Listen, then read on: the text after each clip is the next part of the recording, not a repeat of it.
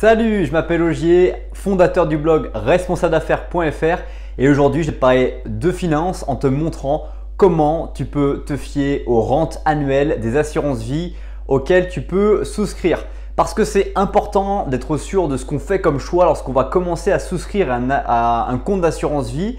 Compte d'assurance vie qui va peut-être nous accompagner 10, 15, 20, 30 voire 40 ans pour certains d'entre nous et qui du coup le choix qu'on va faire 40 ans en avance est très important. Aussi, c'est très important de savoir comment se fier à ces rentes annuelles d'assurance vie parce qu'on va placer une somme d'argent tous les mois et que cette somme d'argent, on espère la placer dans le bon placement. Ensuite, pourquoi c'est important de placer de l'argent dans des rentes annuelles et de se fier à des assurances vie?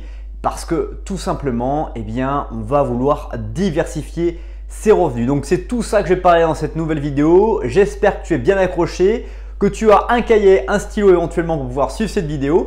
Et aussi, je t'invite à t'abonner dès maintenant à la chaîne YouTube pour ne rien rater des prochaines vidéos ou pour revoir les vidéos qui ont impacté positivement des centaines de personnes. Alors la première chose que je vais te parler dans cette histoire de assurance vie, de rente annuelle, c'est la première raison que j'avais envie de te parler, c'est comment se fier aux rentes annuelles lorsqu'on veut souscrire à une assurance vie. Alors les rentes annuelles, c'est pour te refaire une définition de qu'est-ce que c'est qu'une rente annuelle dans un contrat d'assurance vie, c'est que tu vas décider de placer de l'argent tous les mois jusqu'au moment de ta retraite et au moment de ta retraite, tu vas avoir le choix de panacher, mais tu vas avoir différents choix. Grosso modo, pour résumer ces choix, tu vas pouvoir soit récupérer tout l'argent que tu as placé pendant ces 40 ans sous forme de capital, c'est-à-dire que tu vas tout récupérer une seule fois par un seul virement qui va être imposé en fonction du moment où tu retireras cet argent. Ou alors à l'extrême complet, tu vas accepter de signer une rente, c'est-à-dire que chaque mois l'assurance vie va te donner un loyer, un montant, un salaire, on va dire entre guillemets. Et ce salaire-là, du coup, tu le percevras jusqu'à la fin de ta vie. Alors, la possibilité de pouvoir soit uniquement avoir cette rente à ton nom ou soit aussi de donner cette rente plus tard lors de ton décès à ta compagne, à ton conjoint de manière à ce qu'il puisse aussi en bénéficier si tu pars avant la personne qui est avec toi. Donc voilà, c'est les deux panachages on va dire extrêmes et ensuite au milieu, tu peux faire 50-50, 50% de capital, 50% de rente, etc. etc. Alors pourquoi c'est important de bien se fier aux rentes annuelles? Pourquoi il faut choisir un truc ou un autre? C'est hyper important de le noter, simplement pour se observer certaines choses. Donc déjà, première pratique, c'est que dans les rentes annuelles, si tu choisis les rentes annuelles, normalement, tu dois pouvoir bénéficier d'une belle rente. Alors il faut regarder comment ça se passe parce que du coup, l'argent que tu as investi pendant 40 ans, elle est toujours sur le compte en banque de l'assurance vie, le partenaire que tu as choisi et que du coup, ça travaille encore pour lui. C'est-à-dire que si tu vis encore 20, 30, 40 ans, les intérêts cumulés du montant qu'il va y avoir, ça se trouve, ça va même payer les rentes et payer l'assurance vie encore plus longtemps. Donc pour eux, c'est vraiment gagnant-gagnant. Donc tu dois réussir à négocier avec eux au moment où tu choisis de partir en rente, de choisir avec eux des choses pour que, ok, eux ils y gagnent parce que du coup ils font travailler ton argent, ils ont pris des risques avec toi, mais aussi que toi tu y gagnes par rapport au fait que si tu prenais ton capital, ça te ferait moins d'argent si tu estimes ta durée de vie de 20-30 ans. Du coup, en prenant cette rente, ça soit plus intéressant pour toi de prendre la rente mensuelle que de prendre tout le capital. Comme ça, c'est un partenariat qui est gagnant-gagnant. Derrière aussi, ce qui est important de regarder, c'est du coup les frais qu'ils vont te prendre par rapport à ces rentes qu'ils vont te donner, par rapport à ce que génère le capital que tu as mis en fonctionnement chez eux depuis le moment où tu as souscrit à leur compte et les intérêts qui sont générés chaque année. Ces intérêts-là, ils font de l'argent et du coup, comment tu retires par rapport à ça et qu'est-ce qu'ils touchent par rapport à tout ça? De bien remettre à plat tout ça et de comprendre et de leur rappeler que c'est ton argent qui travaille et que maintenant, les intérêts qui sont générés par cet argent que tu leur as placé, il ne faut pas non plus déconner à récupérer 1, 2, 3, 4% pour eux alors que ces pourcentages-là, ils t'appartiennent puisque tu les as vraiment gagnés à force de courage. Comment se fier aussi aux rentes annuelles pour pouvoir finalement préparer sa retraite? Je pense qu'il y a un élément qui est vraiment important que tu prennes en compte également.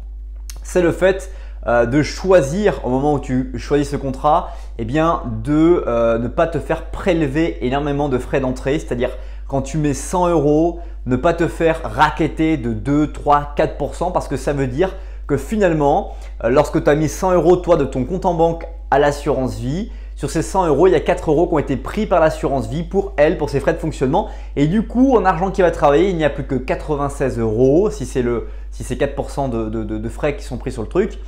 Et du coup, c'est 96 euros qui travaillent. Mais sauf que 96 plus 96 plus 96 fois 40 années, et ben, tu te rends compte finalement que non seulement l'assurance vie, le partenaire avec qui tu as choisi de partir, il a pris cette ponction d'argent, mais aussi il a pris chaque année sur les intérêts qui vont être générés par tout cet argent qui est sur ce compte-là, et ben, il a pris l'argent sur les frais d'entrée de chaque transaction, l'argent sur tous tes frais et qu'en plus à la fin de ta rente annuelle, il va te récupérer encore du pourcentage sur voilà, tes intérêts en fait annuels et tout ça. Donc moi je trouve qu'il est vraiment important que tu choisisses correctement ça et que tu négocies, parce que ça se négocie les rentes à la fin de ton contrat, et bien de négocier ces fameux mensualités que tu vas recevoir tous les 3 mois, parce que c'est tous les 3 mois, c'est comme la retraite qui est distribuée par l'État. C'est pas tous les mois que c'est viré sur ton compte en banque, c'est tous les 3 mois tu as une somme d'argent, mais du coup tu négocies pour être vraiment gagnant et que bien sûr ton partenaire soit gagnant, mais pas autant gagnant que la proposition qu'il te fait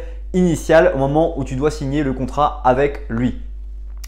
Voilà, donc j'espère que tu as un peu mieux compris comment tu peux te fier aux rentes annuelles, parce qu'il y a beaucoup de choses qui sont expliquées sur le fait qu'il faut prendre tout le capital. Mais sauf que si tu prends tout le capital derrière, c'est très bien. Sauf que tu te retrouves coincé par 2 choses. La première chose, c'est que si tu mets tout ce capital sur ton livret bancaire et que tu décèdes, et bien malheureusement, tout cet argent-là va être imposé par l'État et ne pourra pas venir en héritage à toute ta famille. Donc ça peut être un peu pénible pour toi. Ensuite, deuxième point, c'est que si ça reste sur les assurances vie, sous forme de rente, l'avantage c'est que tu vas recevoir des rentes en fonction de ce que tu auras négocié au moment où tu négocies tes rentes, mais que derrière, au moment où tu disparaîtras, l'argent, l'assurance vie peut être rétribué à tes héritiers sous des formes diverses et variées et qui seront imposables aussi, mais du coup le patrimoine sera beaucoup moins taxé que s'il avait été sur un livret bancaire, donc c'est relativement intéressant.